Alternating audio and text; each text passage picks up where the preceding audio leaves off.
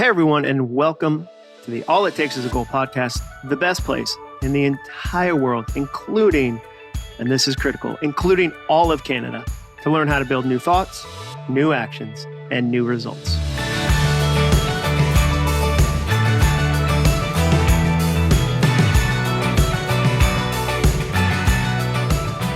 I'm your host, Jon Acuff, and today I'm going to teach you one of the most powerful questions you can ask when it comes to finishing your goals.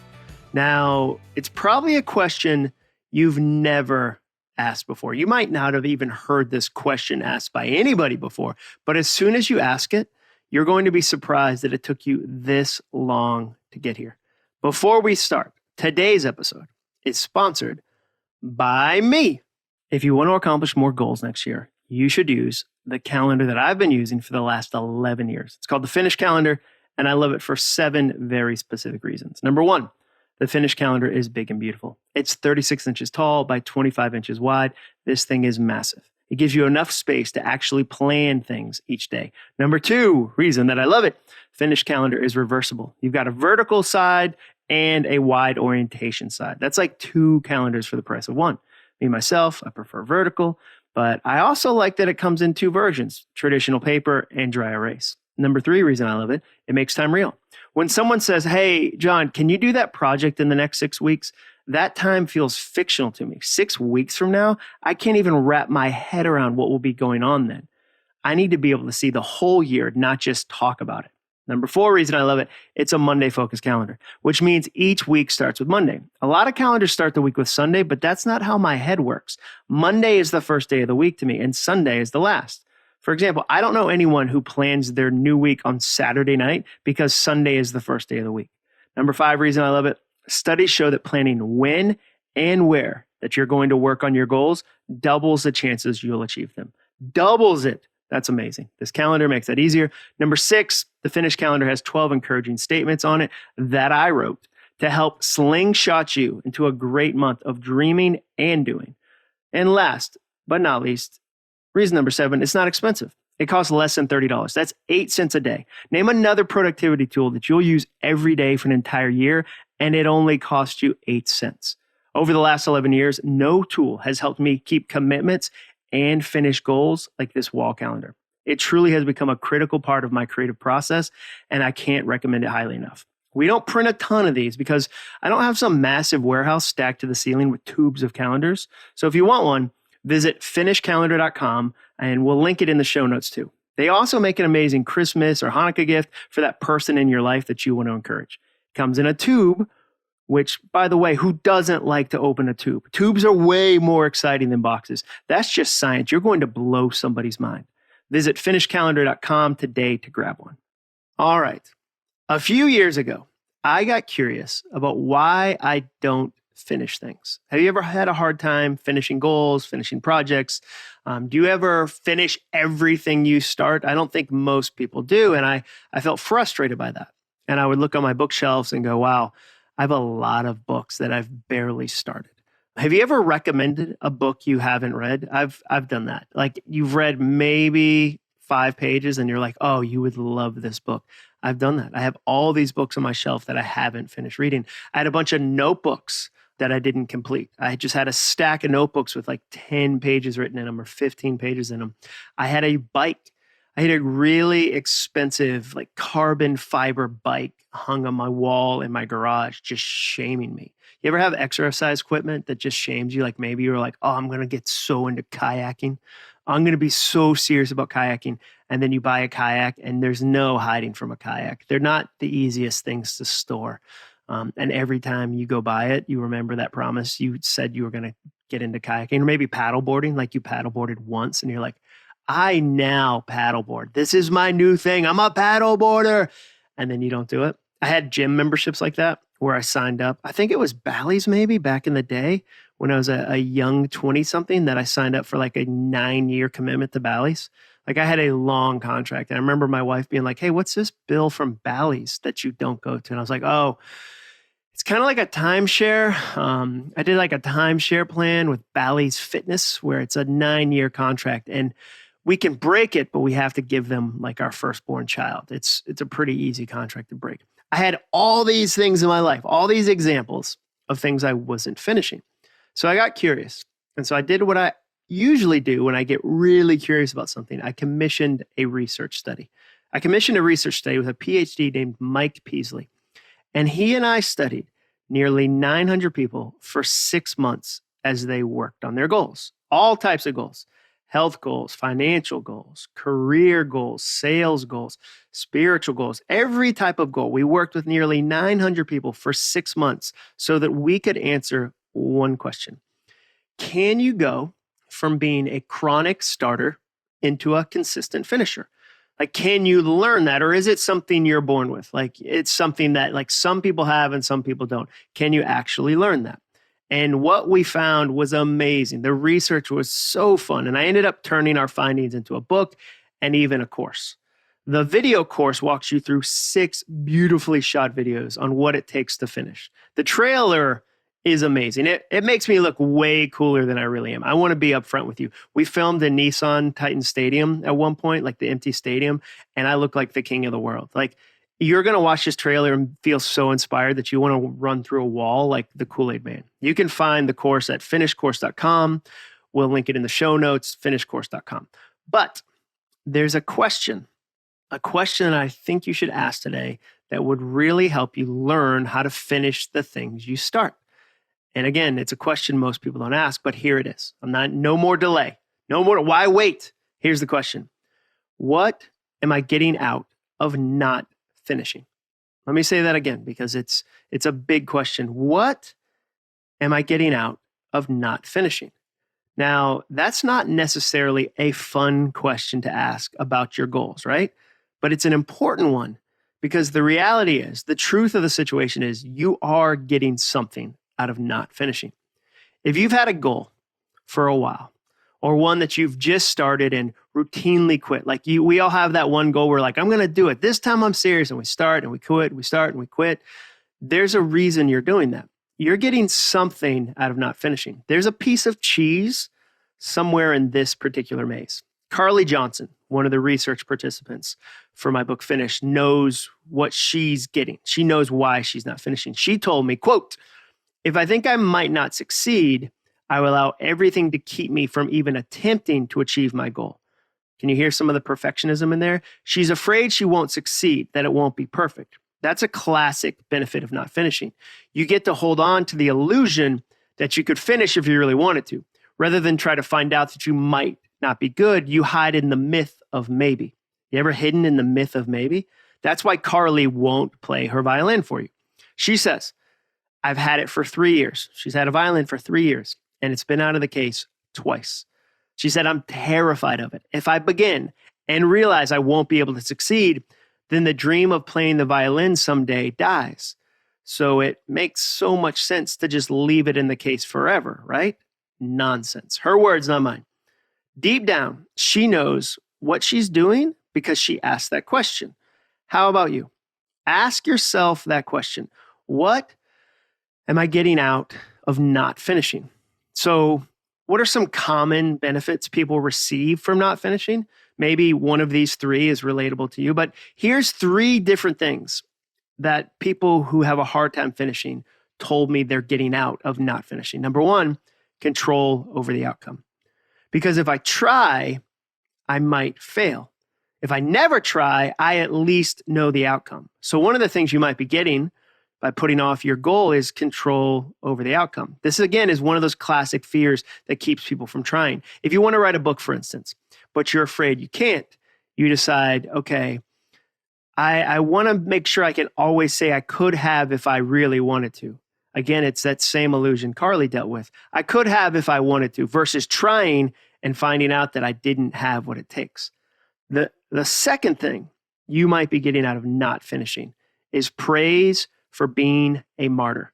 Ooh, we just started stepping on some toes right in the middle of the episode, stepping on toes.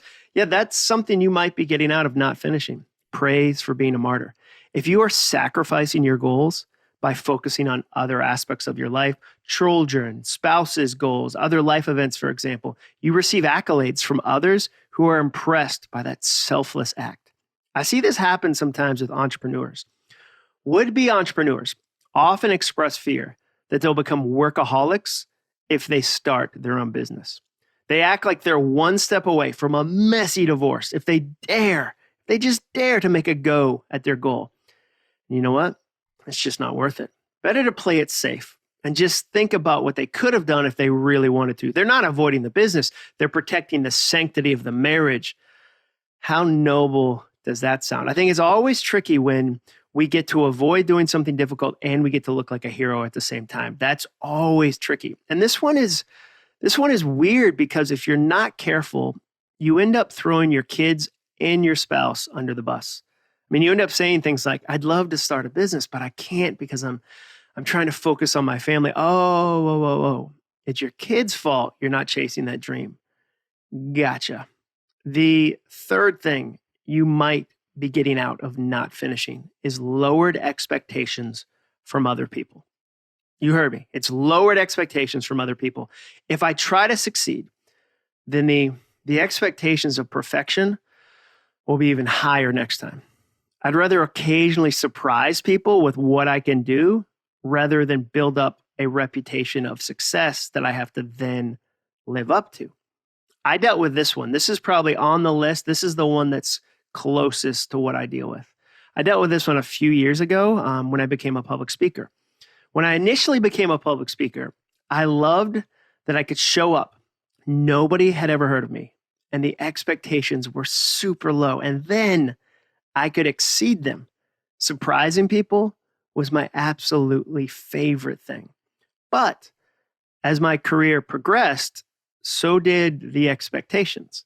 As I worked to get to a higher level in that career, I couldn't really surprise people anymore by exceeding low expectations. For instance, if Microsoft works with my speakers bureau, the speakers bureau that represents me, and out of hundreds of speakers, maybe even thousands, they watch my professionally shot speaker reel. They read testimonials from Nissan and Comedy Central and James Franklin from Penn State. I spoke to the Vanderbilt football team when James Franklin was their head coach, and his testimonial is Jon Acuff is a beast. And that is the only time the word beast has ever been applied to. Very few people see me like on the sidewalk and be like, whoa, watch out.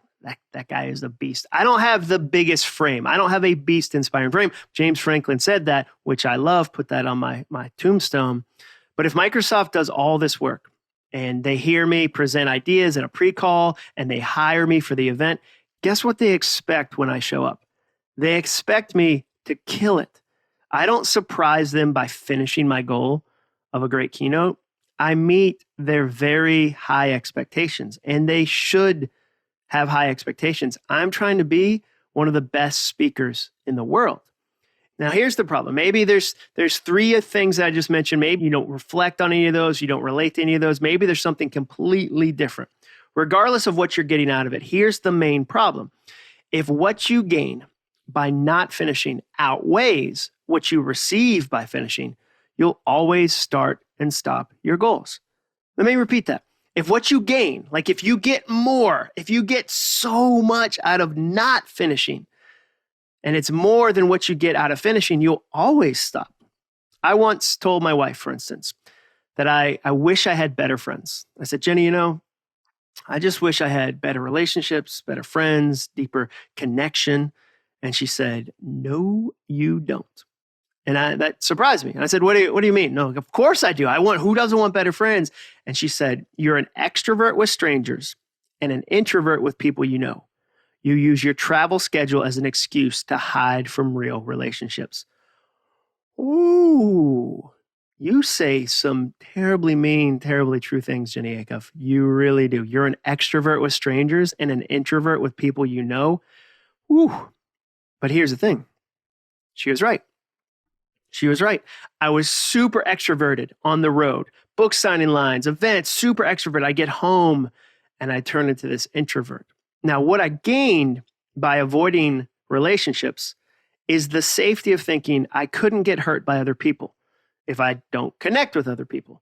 Like it's this false sense of safety where the only way to get hurt is if I'm in real relationship. So therefore, I won't get hurt if I'm not in real relationship. I figured it out. Now, that problem sounds exactly like the plot of like a Lifetime channel movie, doesn't it? Surrounded by people, alone at home. One man's struggle to accept the risk of real relationship. Boom, boom, boom. There were certainly times when I had to pause relationships to focus on a goal. There was seasons where I was super busy or I was traveling a bunch, but the longer I held on to what I believed were the benefits of hiding from real relationships, the longer I'd fail at accomplishing my goal of having friends. That was just the reality. My friendships were perfect in that they didn't hurt, but they were shallow. I didn't get hurt because they were shallow. But by never doing the work of being real with friends, my relationships were fake. And so I had to ask myself that question. What am I getting out of not finishing? I was getting the illusion of safety, the illusion of protection. And eventually, what I wanted more, real relationships, real connection, real community, outweighed what I was getting. And I could really start to invest in my goal of having real relationships. So I think you should ask that question. What am I getting out of not finishing? And the reason why you should ask it now, this time of year, is that the year's almost over. That means we're about to head into New Year's resolution season, which I absolutely love. I love planning goals. I love that we're about to start doing that. Oh, I can't wait. And maybe there are already a few goals popping into your head for 2022. Like maybe you're already thinking, oh man, there's so many things I want to do in 2022. It's going to be amazing. Or maybe it's the reverse. Maybe this time of year makes you naturally reflective. You're looking back on the year that just was, and you're wondering, why didn't I get done the things I wanted to get done? I had a bunch of goals, a bunch of expectations, a bunch of hopes, and I didn't really finish them. Why not? Maybe you're thinking backwards. And if that's you, go listen to the Grade on a Curve episode of my podcast. I made a podcast about why you should grade on a curve. We'll link that one in the show notes. It's episode 3, I believe. Now, regardless of whether you're looking forward or back, I think it's valuable to take a minute or two and sit with that question. What am I getting out of not finishing? Now, if you don't like the answer to that question, if you don't like the answer you come up with, I've got some amazing news. You get to change that. You do. You get to do something about that. One thing I always say is that you're 100% of the people you have 100% control over. It's true. It's only you. You're 100% of the people you have 100% control over. And you've got a whole new blank year just around the corner. All of us do. And all of us will have an easier time finishing the goals we care about if we know what we're getting out of not finishing. So ask that question. What am I getting out of not finishing? And thank you so much for listening to this episode today. If you want to know more about what it takes to finish your goals, check out finishcourse.com. At least watch that trailer because that thing is going to blow your mind. And please make sure you subscribe and leave a review. We're slowly marching to 1,000 reviews, which feels like cause for some sort of celebration. I'd love to hit 1,000 reviews because it's one of the things people look at when they decide whether or not they're going to listen to this podcast. So that's why it's so important. I mean, when you take 90 seconds to leave a review, it helps other people connect with the content, which is why I'm so grateful that so many of you leave reviews. Last but not least, big thank you once again to our sponsor, which was me, and that awesome calendar. If you want a finished calendar, visit finishcalendar.com. I'll see you next Monday, and remember, all it takes is a goal.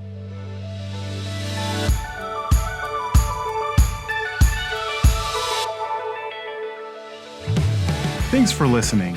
To learn more about the All It Takes Is a Goal podcast and to get access to today's show notes and exclusive content from Jon Acuff, visit acuff.me/podcast. Thanks again for joining us. Be sure to tune in next week for another episode of the All It Takes Is a Goal podcast.